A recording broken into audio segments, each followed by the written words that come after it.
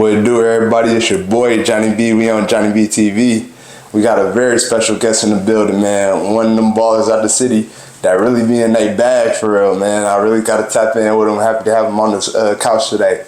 My boy, Jaylin Scott in the building, man. What's going on, bro? What's going on, man? Everything good. I appreciate you having me, for sure. Man, appreciate you coming, man. Before we get into your story and stuff, off the court, what's like your hobbies? What you tapped into? Man, I do a lot of reading, studying. So I be going a lot. So I just finished up school, so spend a lot of time talking to my family. I go on walks. I like to go shop every once in a while. I go out every once in a while, spend time with my people. Just learning, going on adventures, mental adventures and stuff like that.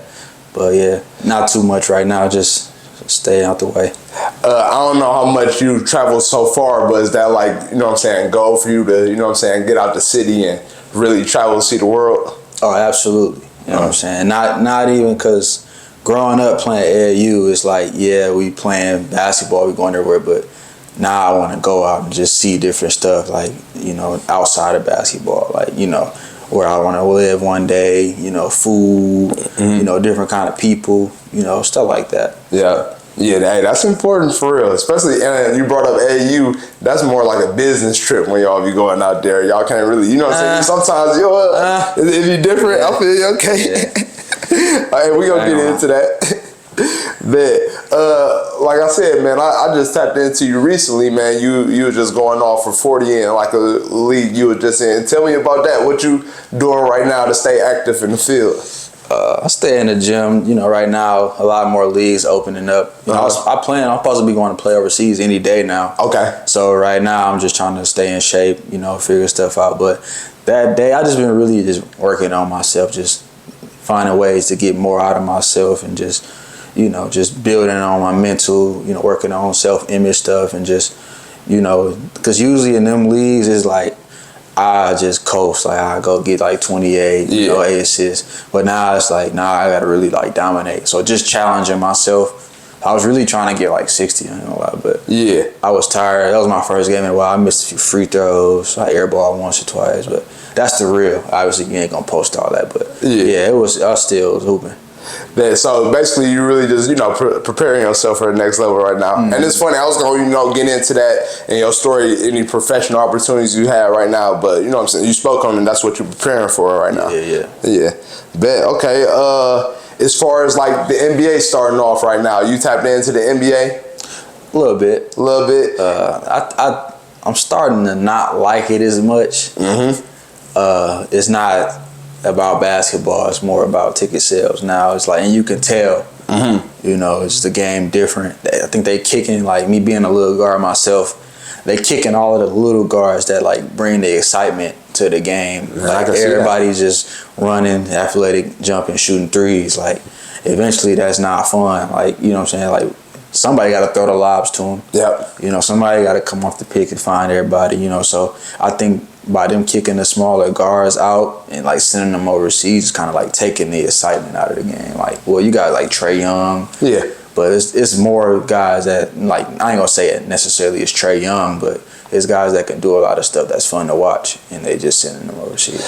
Facts. Just to comment on that, as far as like the product of the NBA right now, you spoke on it. It's really watered down somewhat. It's a lot of threes. I don't be want to sound like no head, so I'm glad it's coming from you. Yeah. But it's a lot of threes, a lot of 7-second basketball, you know what I'm saying? Not the highest IQ, you know what I'm saying? We know it's entertainment, it's business and stuff like that, but just the original game of basketball is sort of getting taken away from that right now. You know what I'm saying? I always been a fan of the NBA, but like I said, I used to go back and watch full games. Now I can really just, tap in, check in, and you can really look at the stats and see like the 3-point contest and whoever win for real. On some nights, you know what I'm saying? It really don't. It turned up in the playoffs a little bit, but I feel you on that. For sure. It is getting watered down a little bit. Is there anybody in the league right now though that you know what I'm saying, not model your game, but a game that you like, that entertaining to you?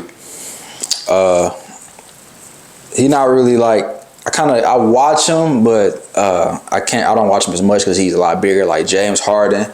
Like I like his game. I like how he take what he want out there, and you know, he getting what he want. Even though it's a lot of dribbling, he pounding the ball, but I think he earned that. Yeah. You know, like a lot of the guys that dribble a lot, they still know how to play basketball, but they got the freedom. They getting paid a lot of money. Why not? You know, that's what the fans there for. And Luka and Kyrie, and it's a lot more, but like them some of the three I like. Yeah. Well, shoot, them some players that be in their bag, especially James Harden. You know what I'm saying? Yeah, he don't get just because he don't got like the playoff credentials that everybody else got. Like, you know what I'm saying? He got a lot of, you know, failures there, say, in the playoffs. But at the end of the day, he changed the game. He's sort of the reason why the game it is now. You know what I'm saying? Sure. So I like James Harden too. He most definitely my favorite left-hand shooting guard by far. Getting into your story a little bit, like tell me a little bit about your upbringing and like who put the ball in your hand? Who inspired you? So my upbringing, grew up, you know, I was fortunate to have both parents. I started playing like second grade a little bit. I was supposed to play football, but my mom wouldn't take me to practice, so I'm like, cool. Okay. So so I was around my dad a lot. I had a cousin and a brother, you know, that we just all was hooping and stuff. And I think like going to watch them play, like it inspired me. They played at Vincent. Okay. So like my dad was like kind of trolling me, like, you want to go out there and play? And I couldn't play. I didn't know I couldn't play because I didn't go to the school. Yeah. But I remember I was mad that I couldn't play. I was really like sitting there about to cry because I couldn't play.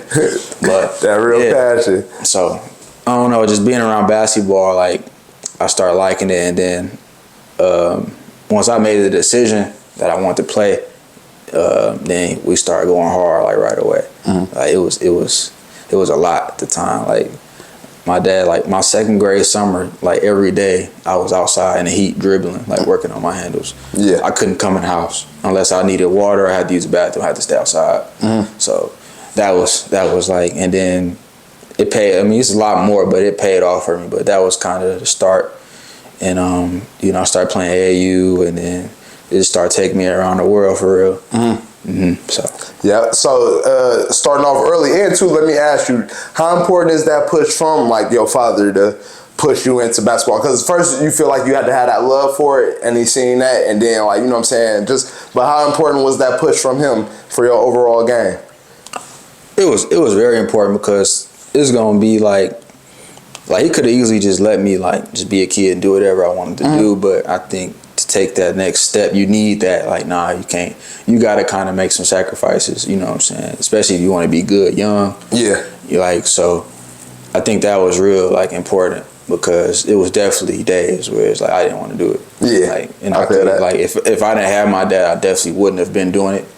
You know, so it all made sense later on. I appreciate it for sure. Facts, right, man. We love to hear that, especially on JonnyBeeTV. We try to push that fatherhood. We want everybody to be in their kid's life at the least. You know what I'm saying? So definitely. You made them be there for them.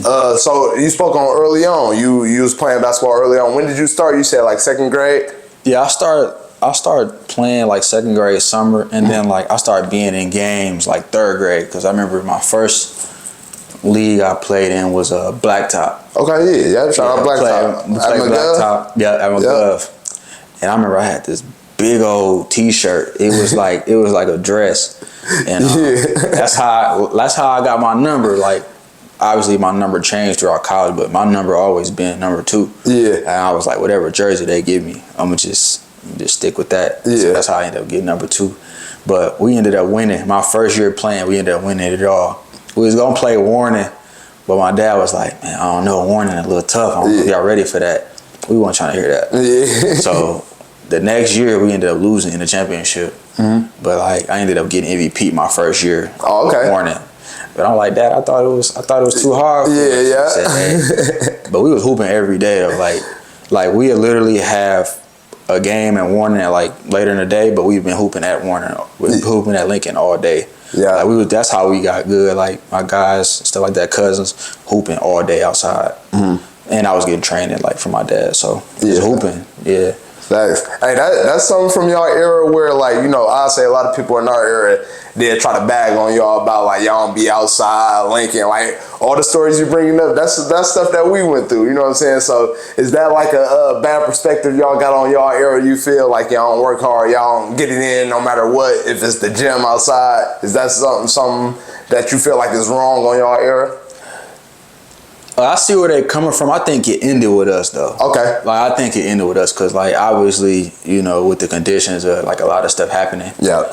But like when we was kids, we was every day. Right. That's like I said. It had to have ended with us, and I think we was the last strand of like tough kids. Like we was tough in high school. Like we wasn't going for that. Like, you know what I'm saying? So, but it was just playing outside and not just playing against our age. We playing against grown men. Like. And they wasn't letting us win. Like we was winning. Yeah. We had one grown up on our team, but like other than that, we was holding our own. So like that's what made us tough. So like when we did go play people our age, it was no issue for real. Right. So would you say that really built like your confidence? Like early on, that really built your confidence on how you played. Playing outside. Yeah, just playing outside. And like just early on, did you always have that confidence in your game? And like was you always skillful?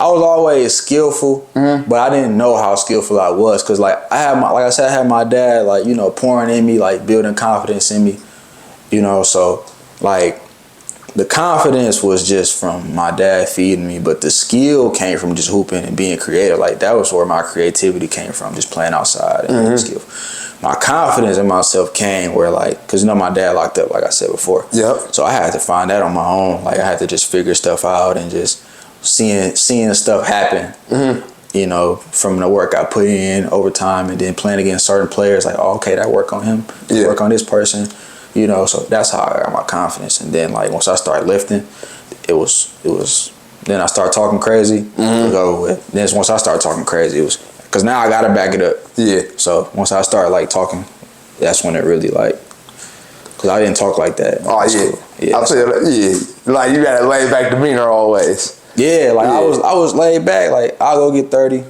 right, that was cool game. Yeah. Now I'm gonna let you know. I'll tell you. So, thanks. Well, and okay, you spoke on your father and him being locked up. How did that affect you? You know what I'm saying? Like going through your basketball times or just times off the court overall. See, I didn't realize it affected me. I didn't realize how much it affected me until I got older. Because he got locked up when I was going into 8th grade, so I was 13. So that's a crucial year. Those some crucial times. Yeah. But I didn't really understand that. So I'm just, like being a kid. But like then high school come, I need that extra gym access. I need this paid for, like all the behind the scenes stuff that it take to like get to that higher level for like college and all that stuff. And just I didn't know how to network, build connections. I didn't know how to do none of that stuff on my own yet. So like he kind of left at a time where like I was gonna start like needing him more. Yeah. Because I was a kid, like he was kind of letting me like be a kid. Still like he was on me more about basketball. But like at high school, you kind of got to start working towards like building your life. You know what I'm saying? It's an all around thing by there. You're right. So I had to go through like a lot of growing pains, trial and error, like dealing with these kind of people, not mess with these kind of people, like who really out there for me, who not. So I kind of had to like learn that on my own. But like obviously that was a messed up event, but it definitely like helped me come into my own and like it matured me within. Because he was hands on, like he ain't let me do nothing. Like I don't know how I would have been, once I got older, but he was real hands on with like my career and stuff like that. But you need that like as a kid. Like he ain't let me do nothing goofy. You know what I'm saying? But I don't know how I would have been like in high school or college or something like that. Yeah. So do you feel like even though he went away at a crucial year, that he still instilled all that in you beforehand? So like before you went into high school, you sort of had your head on your shoulders to like know how to maneuver and stuff? Absolutely. Like I think my dad like subconsciously knew something was gonna happen because we used to talk for hours. Like it was just all conversation. That's why my head was on straight. Like he just saving me. He was just saving me from all the pitfalls, like all the stuff he went through. He just like this was gonna happen. And then once I got around that age, everything he was saying started like unfolding. Like in people's lives that I went to high school with, even people I went to college with. So like it was like continuous stuff just happening in people's lives. So it's like, I was fortunate enough to be able to stay the course. Thanks. So the difference is like with my dad being gone is like I couldn't just focus on basketball. Yeah, okay. Like that was really the main thing. Like if he would have been out, I would have just been able to focus on basketball, like get to that workout. But not when he got locked up, I had to focus on. If I got to worry about how I'm gonna get there, how I'm gonna pay for this, like that's tough. Like as a 15, 16-year-old, like most kids ain't thinking about that. Like they got their parents. Yeah, at all. And sure, I agree with you on that because as far as I ain't had to think about like no job and stuff while I was in high school. Of course, I could have got a job and stuff, but my mama, she told me to focus on basketball, did everything she could, stuff like that. So that's important. And with that being taken away somewhat, that is difficult at that age. You know what I'm saying? When you 13, 14, 15, you ain't thinking about that. You know what I'm saying, at all, unless you throw in that situation. So it's good that you matured through that and still made it out because you had to grow up fast. Yeah, and it made me appreciate everything more. Like $20, I appreciate it way more, opposed to my dad is giving to me. Like if he was out, like now somebody give me $20, I'm gonna appreciate it so much more. Like I'm gonna feel, I don't know, it's just my appreciation for stuff changed. Like, cause he gave me stuff, like I didn't know what he was doing behind the scenes to like, he worked hard to make sure I was straight. But like when you gotta go out and do it on your own, it you look at stuff a little different. Yeah, that's a fact. So. Good, man. Well, as far as on the basketball side in middle school, is that where you feel like you started establishing your name? And like what AAU program was you a part of around that time? So you said middle school? Yeah, middle school. I was an animal in middle school. I ain't gonna lie. I kind of got good fast because like I was like training every day hard. Yeah. So my first AAU team I played for was Playground Elite. Okay. Yeah. So you was serious out the gate. Yeah, Playground Elite. But I played, like my dad, he put me on a lot of different AAU teams. So I can name every AAU team I probably played with him in middle school. But yeah, he was just moving me around. I didn't understand why. But like it was more of like he wanted me to be in the best situation. Yeah. Like one team, we was like playground, we was playing zone as kids. Like he like, man, you not. And he basically, his main thing was like, they're not developing y'all. Like we just paying all this money and y'all just playing games. Like, so he said, so I'm going to just train you myself and then make sure you playing and doing what we working on. But yeah, I played playground, I played with the Spartans, Playground Warriors. So I say like school, I started really like buzzing because like I was averaging like 20, 25 and we was going like undefeated and stuff like that. And I swear, 5th grade and 6th grade, we went undefeated and both years, I lost to a game winner in the same spot on the same court. Oh, yeah. So, 5th grade, I went to Grand Tosa. I was like 21. We won every game, lost in championship. Yeah. And both teams, we beat them early in the year. So you remember the teams? So my first year, it was Congress. It was Congress. Yeah. Then my second year, it was Barton. Okay. And they both hit game winners in the same exact spot. Oh, that's crazy. 5th grade and 6th grade. But that's what stingers. It was crazy. But 5th grade was crazier because I was killing them. Like my 6th grade year, I had more help. It was really just me my 5th grade year, and I was just cooking everybody. So when he made the shot, the whole gym went crazy. Yeah. It was just like, dang. It let me know like how much people wanted to see me lose. Yeah. But my dad was right there with me, so I appreciated him more. But he was impressed because he told me like I didn't think he was gonna get that good. Yeah. But I don't know. I didn't think I was gonna get that good that early though. But I knew once I kept going, like I was gonna be. Who you is? Yeah, that's some real shit. I got a question for you as far as like AAU basketball. Do you? Because like this is not the first time I heard this. Do you feel like AAU is more just trying to get the wins and publicity for like coaches and programs and stuff like that than actually developing the players right now?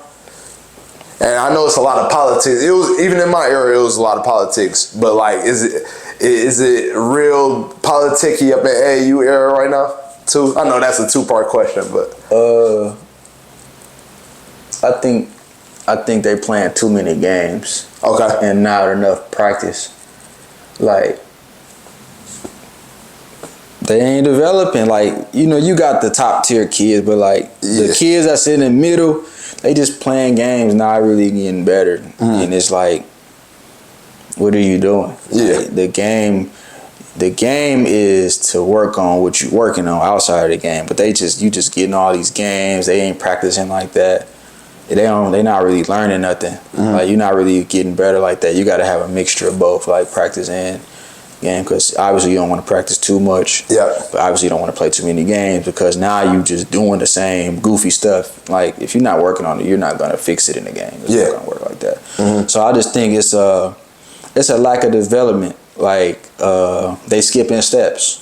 I think it's a lot of steps being skipped.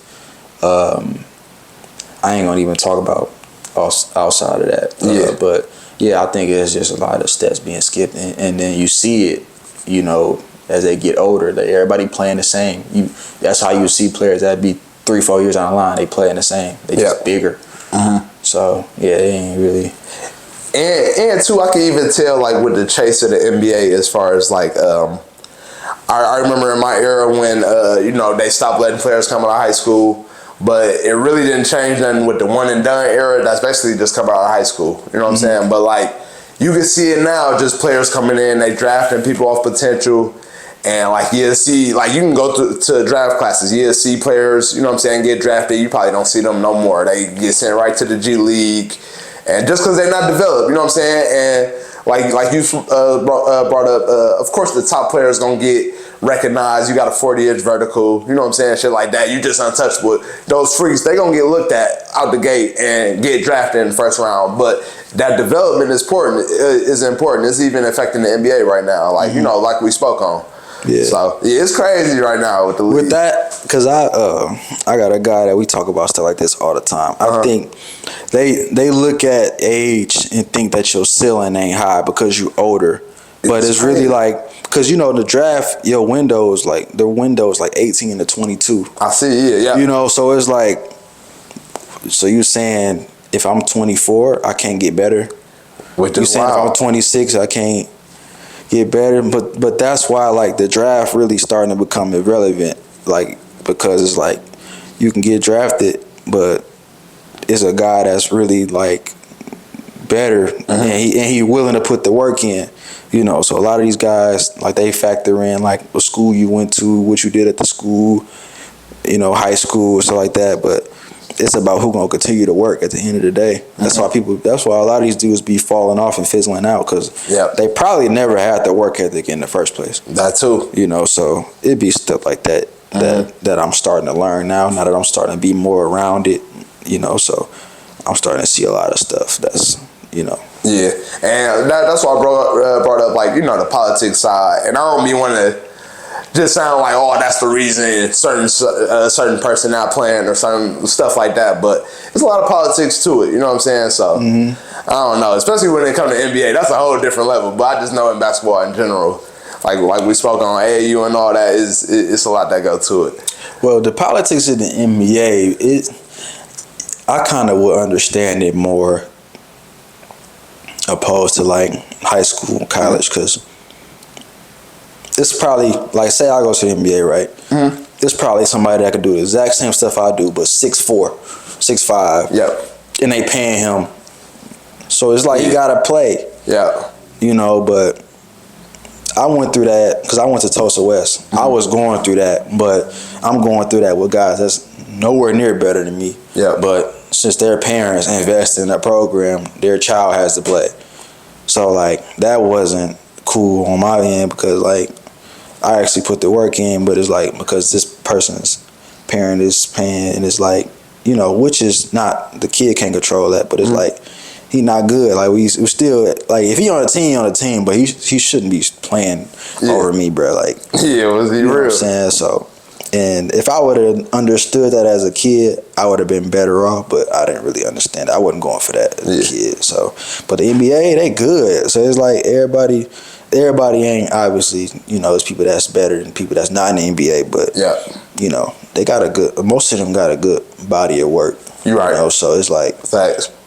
You just gotta live with it. Like, if I'm on a team and I can only take 5 shots, but I got, I don't know, James Harden. Yeah. He could take 15 to 30. I gotta live with that, because he cold. But, like, facts. You know, yeah, especially it get tricky. Like you look at players like Norris Cole. You catch him out here, he a pure, especially overseas, he a monster. You know what I'm saying? Yeah. But in the NBA, he just got to adapt to a role. I heard him speak on that before. Yeah. Like at the end of the day, you got to swing the D ways of LeBron James. At the end of the day, so. And that's all right. You spoke on. You went to Tulsa West. I thought, and I didn't even know that you went there. So I went there. Then I went to Custer. Yeah, then you went to Custer. Yeah. Okay, so speak on Tulsa West first. That was where you was at your freshman year. Freshman year, middle of sophomore year. Okay, man. Yeah. So tell me about like your decision on going to Tulsa West, and just give me a little breakdown on that situation. So my dad, before he went to jail, he got me in that middle school that they had, and the middle school connect with the high school. So 7th grade, like December, I enrolled in Whitman, and then he got locked up in May of my 7th grade. So going in the 8th grade year, he was gone. So I finished there, and then I went to Tulsa West after that. It was. I had fun. I enjoyed it, but the basketball side wasn't satisfying at all. Like I was playing freshman. I had to play freshman. Oh wait. So it was rough. Coming off the years you just came off too, like it was. We won the championship 8th grade, but they thought this is how it started because they thought I had a bad attitude, right? And then because they put my dad on TV. So they looked at, they blackballed me. They was kind of like, especially what with Tulsa, you know what I'm saying? You're from Wisconsin, Yeah. So I used to get mad because I run off like 12 straight, and then they'd just take me out, like stuff like that. And then I had like Oscar slaughters in my knee, so I was growing still. And like I'm like, bro, why y'all taking me out? Or like, I just be on the bench mad, stuff like that. But it's like, bro, I want to play, like, so I don't got nothing else to do. I didn't really like school like that, so I'm just passionate about hooping. And then high school, our freshman coach, he was just messing with me, like, he was just being petty.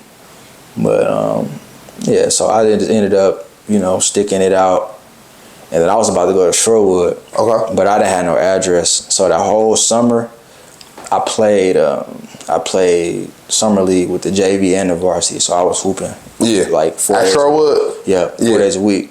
So that was really like getting me ready for varsity. So then I came to Tulsa West, open gym, I'm cooking. They put me on JV, so I'm dominating JV. And then they moved my guy up that was a freshman, and they kept me on JV because they liked him and they ain't like me. So I'm like, all right. And then they started to like me, but I'm like, if y'all don't at least put me on like varsity reserve, that's where like you play on the weekends. It's something like that. So I'm like, y'all don't put me on that, I'm leaving. So I played one more game, played against Sherwood. I almost had like a triple double. I just transferred. Like not even thinking the decision through. I'm like, I'm just gonna go there. So that's how I ended up leaving there. But who knows what would have happened if I stayed, but Thanks. Well, shoot, hey, you made the right decision for real. So you go into Custer, you know what I'm saying? How was that transition, like going into Custer now? That's going from Tulsa East, Tulsa West, that's a whole different kind of environment, you know what I'm saying, in the city. Now you up in the city, up in Custer. So how's that adjustment for you? At the moment, it felt like the worst decision I ever made in my life. Oh, yeah. Custer the tough school. Because I'm like, bro, why am I here? But it was like, there was a lot of people, it was public school, so there was a lot of people I seen, like, elementary, middle school. So I knew what I was there for.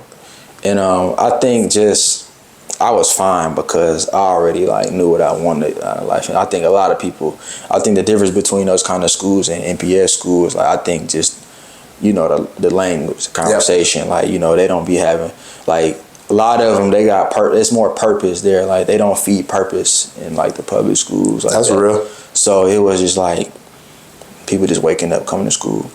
Like, no kind of motivation to do. It was a few, but, like, I was just out the way. I knew what I was there for. It was hard, but, I just had to do what I had to do, so I ended up. Hey, and it's crazy, you know, just as for our people, you know what I'm saying, as black people, because I was able, growing up, I went to a suburban school, and I went to MPS school, you know what I'm saying? So, What like, school you went to? I went to Riverside, you know what I'm saying? Yeah, so, like, just, and Riverside wasn't even bad, you know what I'm saying? So, and like, don't get me wrong, compared to MPS, it get way worse than Riverside. But Riverside was turned up too at the end of the day. Yeah. As far as I'm here, I wouldn't go there as far as I'm Oh yeah, that would have been a good school to go to, for real. But it is a difference, like you said, man. Like, and that's something that we got to pick up on. We got to, yeah. Facts, like to, you know what I'm saying, have a will towards life. Have something that, you know what I'm saying, that you want to focus on. School ain't everything, ain't shit about school. All the negative stuff is,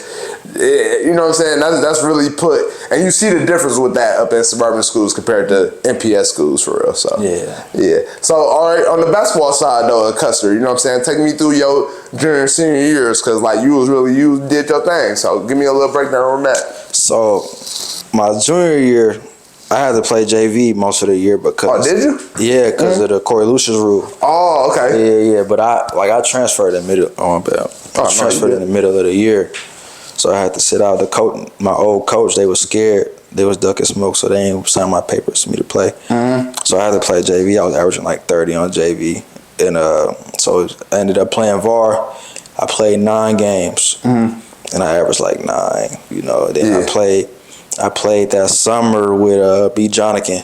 Yeah, okay. So I played with like Tyrese Halliburton and all them. So that was pretty much getting me prepared. And, you know, I was working out on my own and stuff too.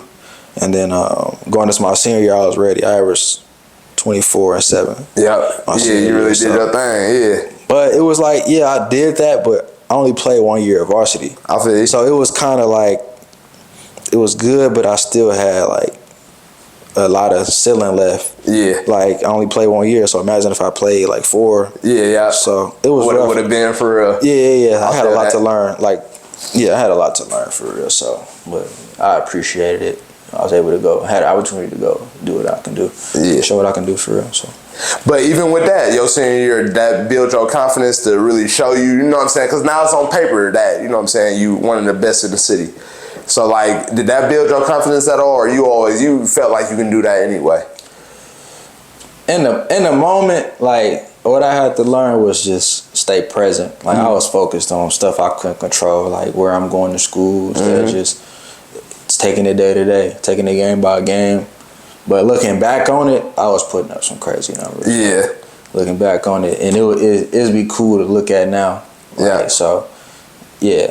But it gave me it really gave me confidence. Like towards the end of the year, I started getting like more 30s and 40s and stuff like that.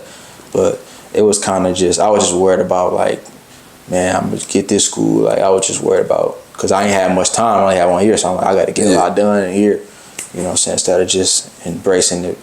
I feel that. So I do it way more now. But back then, I didn't have nobody tell me just, man, enjoy this. So I'll say this: was it frustrating at times that, like, you know, you putting up these numbers and you might not getting the recognition that you feel like you deserve? Was that something you were going through? Nah, I was going through, like, I was worried about what I did wrong. I had 30. I'm worried about missed free throw. I had 40. I'm worried about that. Like, I used to just beat myself up a lot. Yeah. You know what I'm saying? So I got rid of that. Like, that's a, you know, not too long ago, but yeah, because that's how I grew up. Like with my dad, he in my ear, if I play all right or if I play good, it was always, you did this, but you gotta work on this. Yeah. He apologized to me about that because that ain't healthy. I was gonna say that ain't healthy to no kid. For all the dads out there, you know, don't beat up, not literally beat up on your kids, but don't like always tell them about the negatives, because that'll hurt your self-image. Now it's like it'll mess with you. Now psychologically, you don't know that what you're doing is really good. So I didn't know like positive feedback to myself and like how to like train my mind to win mentally. You got to win the mental battle. Yeah. So I was kind of like, I was winning, but I was losing the mental battle. So like it was like I was kind of just taking myself out of it, taking the fun out of it, and just, you know, stuff like that. So. As a son, do that affect the relationship sometimes if it's too hard on the court, like going off the court? You know what I'm saying? do that affect the relationship sometime, like frustration wise? You know, especially getting pushed to perfection sometimes. Especially like I got a son, and I'm glad like you gave that advice sort of. You know what I'm saying? So that's something I can look at. Like you do want to push them because if you don't push them, they're not gonna be good. But is it a line really like you got to straddle when it comes to that? That's a good question. So like, when I have children, I'm gonna keep it like basketball, dad. Once the game over, my dad would still coach sometime instead of dad. Okay. Like, but he did kind of stop coaching me early though. Like after like 6th grade, he wasn't my coach no more. So, but he was still like sometimes coaching me on the sideline and stuff. Like when I had children, if I had the coach, I'm letting them figure it out. Like like for you, like just let him figure it out. Like and then talk to him. Like, you know, he'd train me and stuff, but it was always like, oh, you gotta do this, do that, instead of just letting me figure stuff out. But you know, so it all happened the way it did. So, but it was good. Going into basketball, going into college now. You went to Marshalltown. Yeah. Well, starting off, tell me how that situation came up, like that recruiting process. How did that all come together? And where is Marshalltown again? It's in Iowa. In Iowa, yeah. Okay. Yeah. So after high school, I went post grad. Okay. So because I tried to get gain more experience, and that didn't really do nothing. So. You know, one of my old coaches from high school, he hooked up Marshalltown for me because he used to coach there. I kind of did better than I expected. It was kind of a new coach, new team type of thing, and but we just played a super hard schedule. So like, you know, thriving in a hard schedule like that, it gave me a lot of confidence too. And I was just in the gym all day. Yeah. So, cause we ain't had no gym at the post grad, so I'm like, I told myself, whatever school I go to, I'm not leaving the gym. Yeah. And every day I'm in the gym. So it's like, you know, I took that time to just be in the gym all the time. Like we played, it was crazy. And like after that year, schools was calling. Like I was getting invited to I got invited to Jerry Mullen's camp. Oh yeah. JUCO All-American camp. And then COVID happened. Yeah. So that ended everything. Yeah. Okay. I was gonna ask you about that. Yeah. So that's right in the middle of COVID. Wow. That was gonna turn the corner. So 2019, 2020 season. That's when that all happened. So, and then COVID year happened. I ended up going back to Marshalltown. It wasn't the same. I averaged 14 my first year. Then I told him because I was gonna go to a different school. But I said, I'm not coming back unless I'm playing the one. Yeah. And then he lied and said he got players around me and stuff. And I came back, I wasn't playing the one. Yeah. So we started bumping heads. My minutes went down. But I didn't trip that much, though, because I had another year. I had a free year. Yeah. Free year. So then after that, I left. And I was originally, that's when I went to MA. Yeah, okay. So originally, I was about to go to Vincennes University. Yeah. And I went on a visit and everything. And my phone ended up breaking. Yeah, it ended up my screen just stopped working. So I was contacting them and stuff like that. And then right when it got fixed, I reached out to them. They're we signed a player. Oh, wow. They're like, good luck, find another school. Yeah. And it's late July. Damn, that's crazy. Late July. So I'm like, all right, cool. And then, I was, shout out to McNary. He was basically trying to recruit me the whole time, but he was trying to help me get other schools. Yeah. But he if you can, you come to Milwaukee. Yeah. I wasn't trying to be here. I'm already knowing. Yeah. That ended up being the best decision though. It ended up being the best decision. So I really signed to Milwaukee because they were gonna pay for everything and they was gonna help me graduate. I didn't graduate from here, so. Yeah, we're gonna get all the classes you need and stuff like that. So I was thinking about graduating. So that's what really made me. Then I seen how they play. I said, oh, this will fit me perfect. Yep. So then I signed August. and then I was at MA, and then everybody found out it was over. Yeah. I'm like, I didn't know that many people rock with me like that. Like I post highlights and stuff, but I didn't know people was like watching me like that. That's when I really learned like people probably watching me. Yeah. So ended up going to MA. The games was packed, but it's like, dang, my family get to really see me like play. You know, and I ain't really think about all that. So they was coming to all the games. Games was packed. We throwing lives. It was cracking. Yeah. So that was I enjoyed that.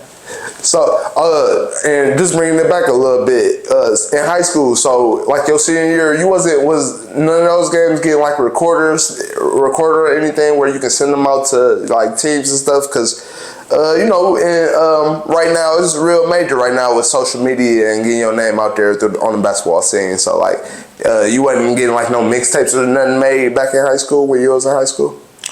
Nah, I actually had a guy, his name was School. He actually just passed, rest in peace. He passed like 2 years ago. Man, he was coming to record my games. And then this crazy. So a guy that I played against, he had a good game on us. So he was trying to like get the game.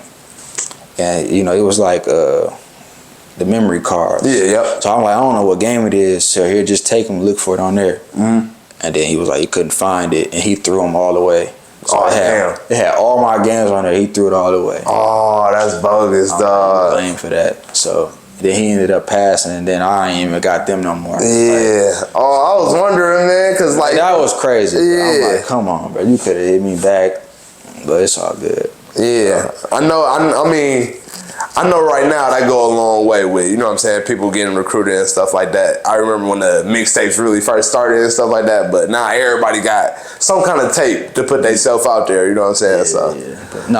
I think that was the main thing, though. I think out of high school, I could have probably had some good, like, D1 JUCO. Because my body wasn't ready for, like, D1 like I thought. Like, I had the game, but I wasn't really working on my body like that. And that's a big thing at that level. So I needed to like, you know, take baby steps with that, and especially only playing like 1 year. Like now looking back, I wouldn't have been ready to, you know, for the physicality and stuff like that. I would have had the red shirt. Adjustment wise for college basketball period, was that like strength and conditioning, is that like the biggest adjustment you had to get playing on the next level when you played in college? Well, my first 2 years of college, we wasn't doing weights like that. I was just good. Yeah, I always been good. Like cause my dad, I was so little. Like my dad was like, we gonna work on skill. He don't know how big I was gonna get. So when he got locked up, like I didn't really care about weights. Like, it was too heavy. Yeah, so I feel that. Like, so my mind, I'm cooking people that's lifting every day, like what I need it for. But I didn't understand like that's important. That's part of the game. So I got to college, like I lifted a little bit, but I didn't know what to do. I didn't really know what to do. Like I didn't know, like MA I was lifting a little bit, but I didn't really start lifting for real until I went to West Virginia, my last school. Like, and we was lifting, like I'm like, oh yeah, I never knew to do all this stuff. So I wouldn't have been doing this anyway. So that really changed everything. But yeah, my first 3 years, I wasn't really like lifting like that. I was lifting at MA, but it wasn't like crazy. So I was just in the gym every day. So and MA, how was that experience like playing in that league? I even see like you was doing your thing in there. I see on the other end of the floor on the defensive end, you went 20 games straight where you got a steal. You know what I'm saying? I don't even know if you know that. You know what I'm saying? But I didn't know that. That's so that's BC. So you're like, you know, playing both ends of the floor and stuff like that. Just how was that feel for you? You know what I'm saying? When you was playing at MA. Well, high school, you know, I played for Cal Rayford at Custer. So like he always was telling me like, know where the next pass going, like this gonna get you extra little bucket. So he was telling me about that. So just being at the right place, like I know I'm gonna steal a ball like once or twice, or I'm gonna pick somebody. So I don't know, like the way how intense we were, I know I'm gonna get a steal. Like, but I wasn't thinking about it. Like I'm just out there like, all right, what's the easiest way I can get a bucket? I'm gonna try to get a steal, be honest, You know, and then I get a steal. I didn't know that I got that many steals in a row. Yeah. I always average like 1.5 to 2 steals a game throughout college. Oh, okay, yeah. So that's crazy. That's always been a niche for you. Okay. Mm-hmm. So, and like you spoke on, now you going to West Virginia up in Glenville State. Mm-hmm. So, tell me how did that come together? First off, like how was that recruiting process? And give me a little breakdown on how it was at Glenville.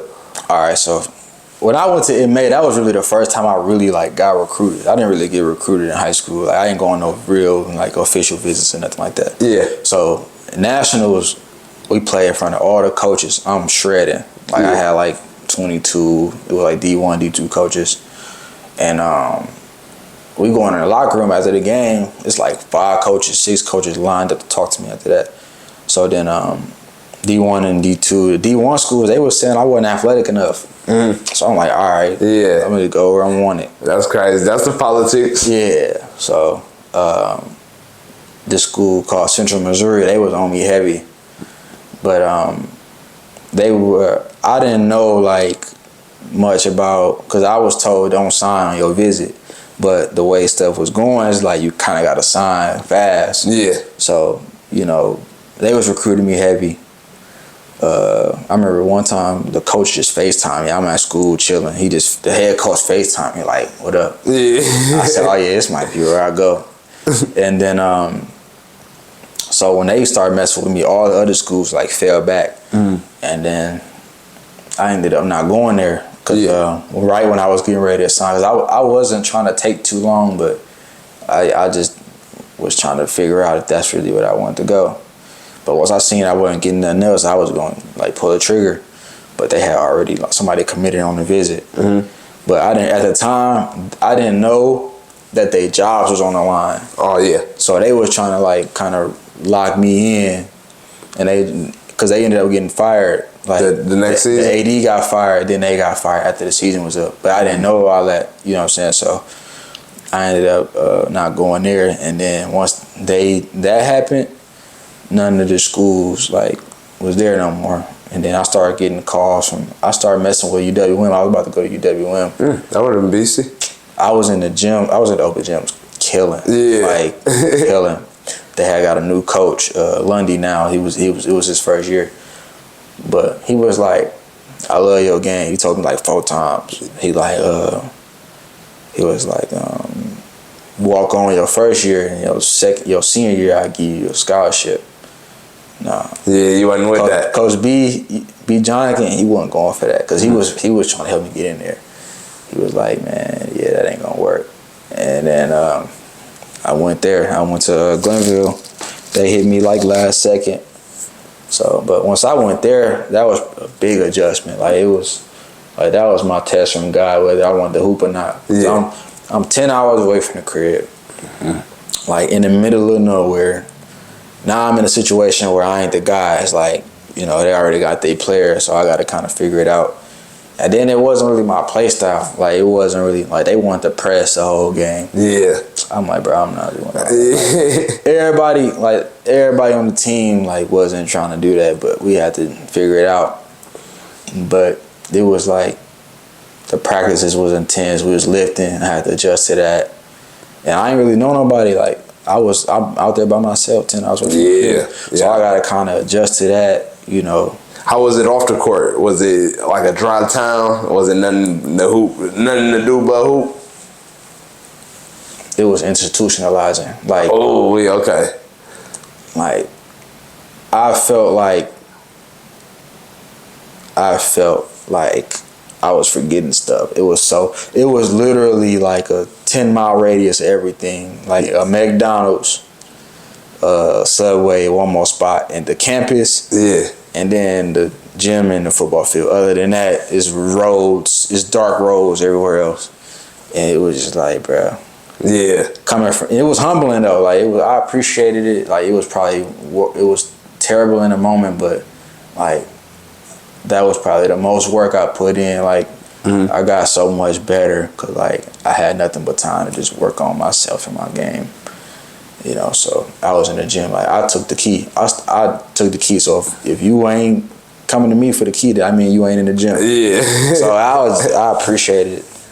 But they wasn't playing me at first because I was like, I wasn't consistent in practice. Like it'd be days I kill, and it'd be days like they could tell I don't want to be there. Yeah. So it was a wake up call. First game I wasn't playing. The first 2 games I ain't play. So he felt bad because he knew I'd be cooking in practice. But he's like, man, just be more consistent in practice. Now I gotta play you. And then I got better, and we stopped pressing. Because he was like, because everybody was complaining about pressing. He like, you know, if we stop pressing, I'm only gonna play 7. Yeah. And I wasn't in that 7. So oh, okay. It was like I had to live with that. But every time I got in the game, I produced stuff. Like I was in the gym, so I wasn't worried about making shots like that. Yeah. Like I play 12 minutes and get 13 or 17 points, 15 minutes. You know, so I was producing. And my teammates respected me. The coaches respected me. So, and then I was gonna go. I was trying to leave. I was mad because I was mad he didn't play me. But I would have played my senior year. But he ended up going D1. Oh, okay. The head coach. Yeah, the head coach ended up going D1. So we got a new coach, and he was terrible. Yeah. So it was bad. Like, and that's that's literally what, about 4 coaches in 5 years. Facts. That you going through, so that's tough. That's a tough adjustment. At least that coach knew what he was like. Glenville coach, like our whole team could have went D1. Like, but you know the portal and stuff like that. Like we all literally at a D2, we all could go D1. So it's like everybody trying to find their way. So he didn't really know what to do with us. Yeah. It'd be like, why he ain't playing or why he not playing? But it's like, he just didn't know what to do. So much talent. Yeah, it was so much. Like, practice was probably the most intense practices I've been a part of. Like, you got to bring it every day. Otherwise, you're going to get exposed. So, like, I got better. That's where I started talking stuff at. Yeah. Like, so, I was just killing too hard. I got to do something. Like, I can't just be sitting there modest. So then we got a new coach. He was about pushing 70. He was just old. Bro. You know, just getting the full game out of the player. How much that go into it as far as like a coach and a player relationship?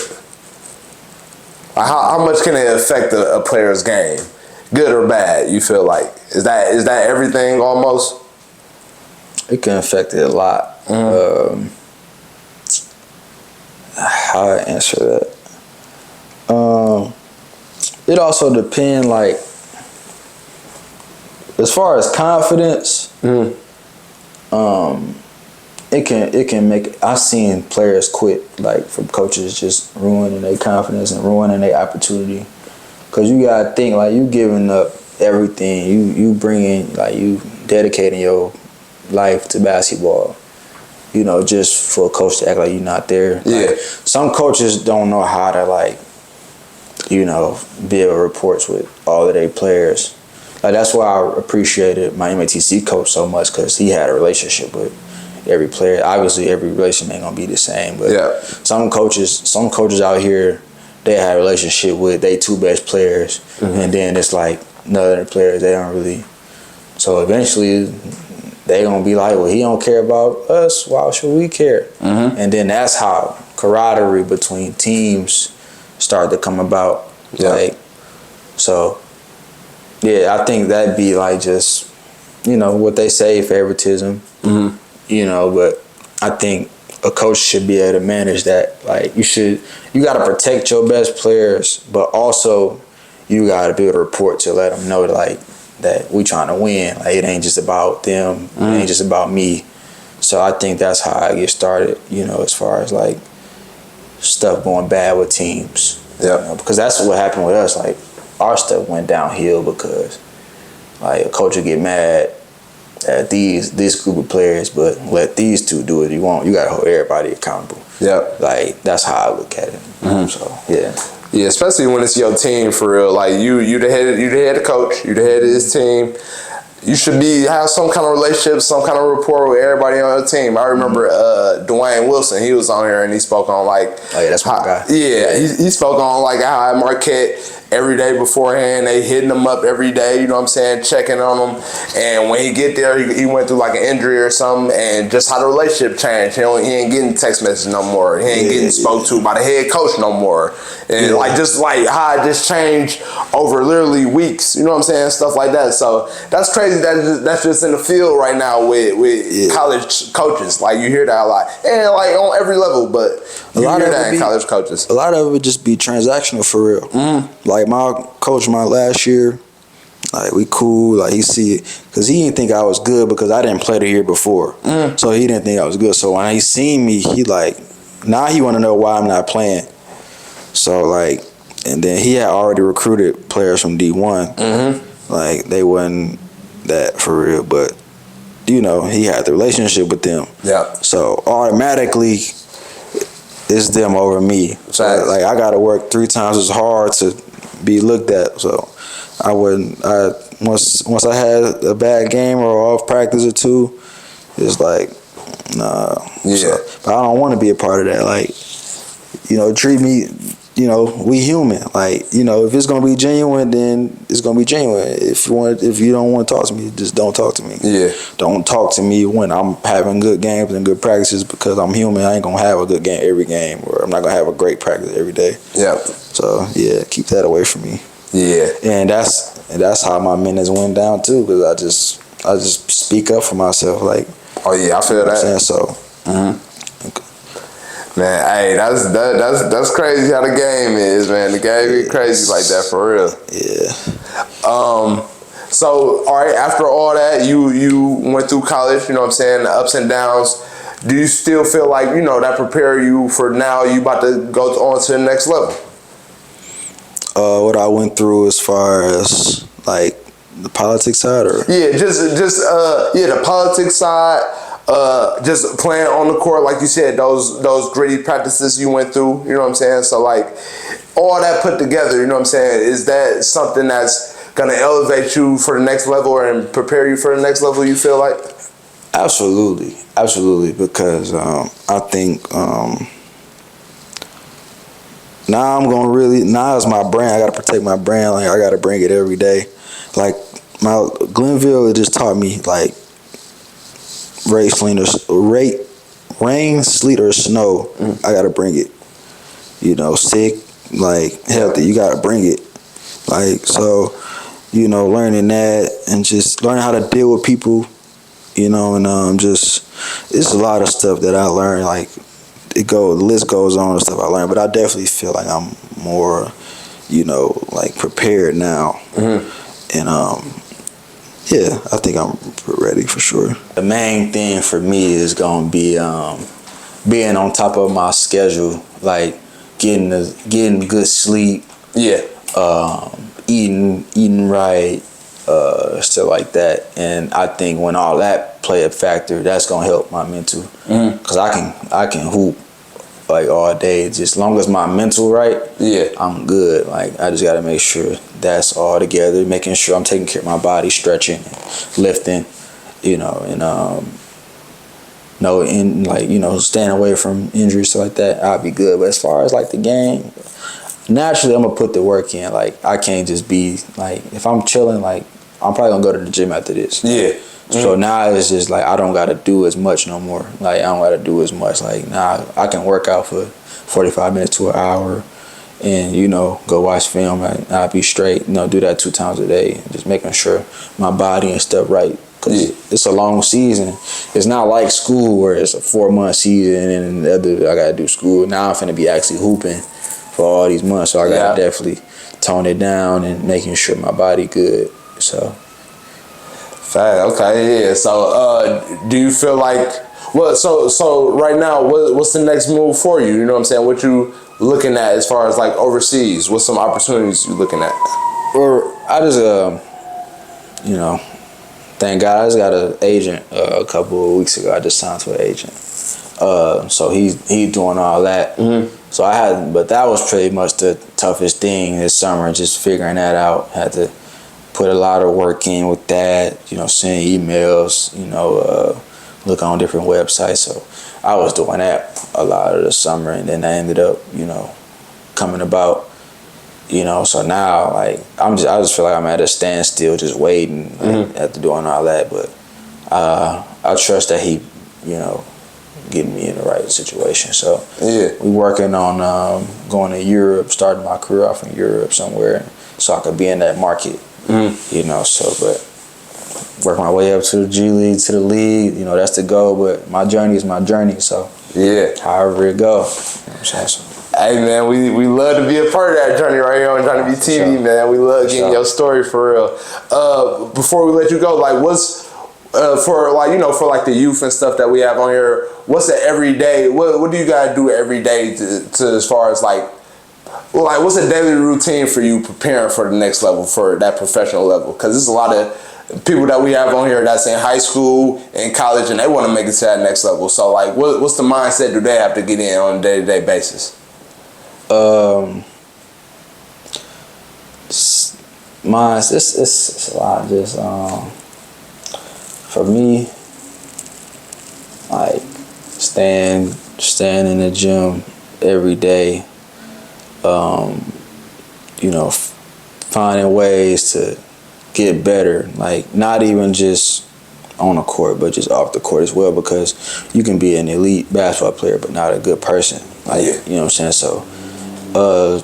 Just doing something to get better, not only as a basketball player, but as a person, you know, because you can't do it, you can't get it all in one day. So just baby steps, you know, work on your life, work on yourself and work on your skill set, like, and you can always be doing something, like always, you know, something you can be doing. So, yeah. Yeah, hey, you hit it on the head because character, it go a long way, especially in that locker room, stuff like that, rubbing people the wrong way. You got good character, man. It help with W's and all that, you know what I'm saying? Yeah. So that's major, man. I think that's more important than being a good basketball player. Facts. Yeah, hey, life get real, man. Life bigger than basketball, so yeah, developing a good character, man, that's what we need in our community. For sure. For real. Before I let you go, you want to give any shout outs, you know what I'm saying, any love you want to give to anybody, to the people? First I want to say all praise the Most High for, you know, allowing this to, you know, take place. Most definitely. Shout out to my loved ones. Shout out to everybody that been a part of my journey, that's helped me in any kind of way. You know, gave me good advice, you know, went out their way to help me in my journey. You know, I appreciate y'all for that. Shout out to Johnny, you know, for, you know, reaching out to me, getting me on the show. For sure, man. So, yeah. Man, hey, I appreciate having you on. Like I said, man, instantly I became a fan. Love your game, man. You real creative, real crafty. Small guard like myself, man. I wish I had the skills you had. No bullshit. So, but like I said, I appreciate you coming on. Love to give people, players in the city, their story. So most definitely want to shine a light on you. You deserve it big time. For sure. And appreciate just for the future for you, man, I wish you the best, man. I feel like your time is limitless. You know what I'm saying? You can do whatever you want to achieve. Love your mindset. You know what I'm saying? So I hope you make it as far as possible. Yeah, I appreciate you. Most definitely, man. Hey, JonnyBeeTV, man. We got Jaylin Scott in the building, man. We gonna get up with y'all. Love.